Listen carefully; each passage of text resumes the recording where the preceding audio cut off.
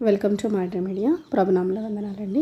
ఈరోజు దేవుని వాక్యము, నీతో కూడా వచ్చేవాడు నీ దేవుడైన యెహోవాయే. ద్వితీయోపదేశకాండం 31వ అధ్యాయము 6వ వచనము. అవునండి, వాక్యము కంప్లీట్గా ఇలా ఉంది. భయపడకుడి, వారిని చూచే దిగులు పడకుడి, నీతో కూడా వచ్చేవాడు నీ దేవుడైన యెహోవాయే. ఆయన నిన్ను విడవడు, నిన్ను ఎడబాయడు. అవునండి, మరి మీరు భయపడాల్సిన అవసరం లేదు, దిగులు పడాల్సిన అవసరం లేదు. నీతో పాటు వచ్చేవాళ్ళు ఎవరంటే నీ దేవుడైన యెహోవాయే అని దేవుని వాక్యం సెలవిస్తుందండి.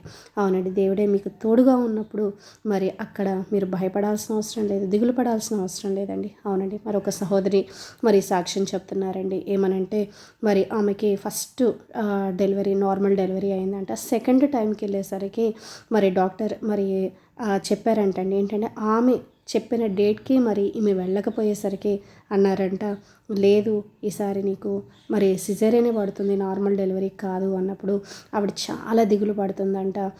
మరి ఇంటికి వెళ్ళి సరే అని చెప్పేసి మరి ఆమె ఆలోచిస్తూ ఉన్నప్పుడు మరి ఒక ప్రీచర్ ద్వారా మరి దేవుడు మాట్లాడుతున్నారంటండి. ఏంటంటే మరి ఇప్పటి వరకు దేవుడు నీ జీవితంలో కార్యాలు చేసినప్పుడు మరి ఇక ముందు నీకు చేయరా అని చెప్పేసి అన్నప్పుడు నిజంగా అమ్మాయికి చాలా కాన్ఫిడెన్స్ వచ్చేసిందంటండి. నా దేవుడు నాతో మాట్లాడుతున్నారు, నాకు ఖచ్చితంగా నార్మల్ డెలివరీయే అని చెప్పేసి మరి హాస్పిటల్కి వెళ్ళి మరి జాయిన్ అయినప్పుడు ఏ డాక్టర్ అయితే చెప్పారో ఆవిడ లేరంటండి. ఆవిడ కింద ఉన్న జూనియర్ డాక్టర్ ఆవిడ ఉన్నప్పుడు మరి వీళ్ళు కూడా అడిగారంటే మాకు నార్మల్ డెలివరీ కావాలని అడిగారు. మరి వీళ్ళు ప్రేయర్ చేసుకున్నారు, మరి దేవుడు అక్కడ కార్యం చేశారంటండి. మరి ఎవరైతే నీకు సిజేరియన్ పడుతుంది అని చెప్పారో ఆ డాక్టర్ లేరంటండి.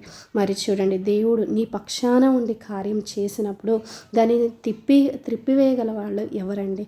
కాబట్టి మరి దేవుని వాక్యం సెలవిస్తుందండి. మరి నువ్వు భయపడాల్సిన అవసరం లేదు, నువ్వు దిగులు పడాల్సిన అవసరం లేదు. నీతో కూడా వచ్చేవాడు నీ దేవుడైన యెహోవాయే.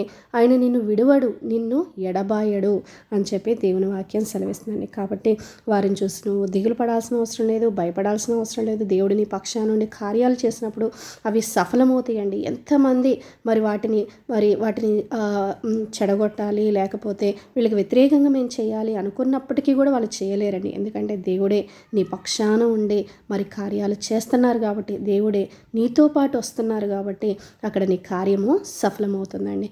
ఓకేనండి, మరి చిన్న ప్రార్థన చేసుకుందామండి.